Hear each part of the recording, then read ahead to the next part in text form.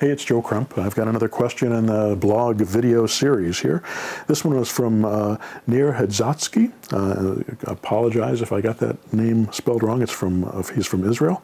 He says, "Dear Joe, overseas potential investors are watching and learning from you. At least I do. Please try to illustrate how a foreign investor can use your methods for active real estate activity. What are the special obstacles they're going to face? What needs to be solved prior to initiation of activities? To which extent are your lessons and events relevant to them for U.S. Remote activities?"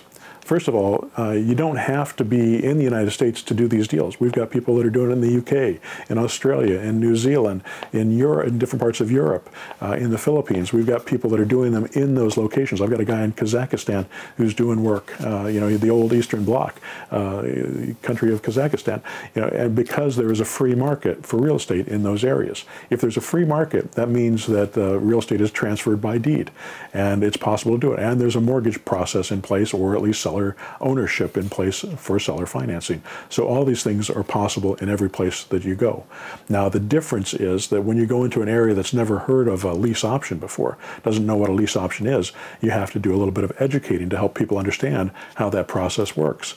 But it also means you don't have any competition. Nobody else is doing it. So you can bring a service to a community that doesn't know how to use it. And you can solve problems for them in ways that real estate agents and other professionals cannot solve those problems, in ways that sellers cannot solve the problems, just like we do here. Except here you've got more people who understand what a lease option is, makes it easier to define and explain. It also means that there's going to be more competition. There's more people that are going to be using that process, which you can't let competition stop you from doing business. It means that there's a lot of business there. But if you want to do it overseas, there's nothing really that keeps you from doing it from overseas. You do have to have a way to collect money, and that usually means a local bank account. So you need to set up a bank account here, or have someone that you have connections with here that can set up a bank account for you and then be able to transfer that money. I've got a friend in Lebanon, and they're doing deals, and it's always a complicated process to get the money from their local bank account, because they have one locally, and then have it transferred into Lebanon. So there's always difficulties making that stuff happen, and you have to decide: do I want to bring that money in so that I can live in, in Lebanon or in Israel, wherever you happen to be? Do I want to bring that money into the, patriate it into my own country? And if so, and live on it, which most of you probably want to do, then you need to figure out a way to do that with your tax guy and with a local tax guy. So you probably want a good CPA here, you want a bank account here, and you probably want to set up a limited liability corporation here as well. Most importantly, though, you want to get legal advice. You want to get proper legal advice, because I'm not an attorney.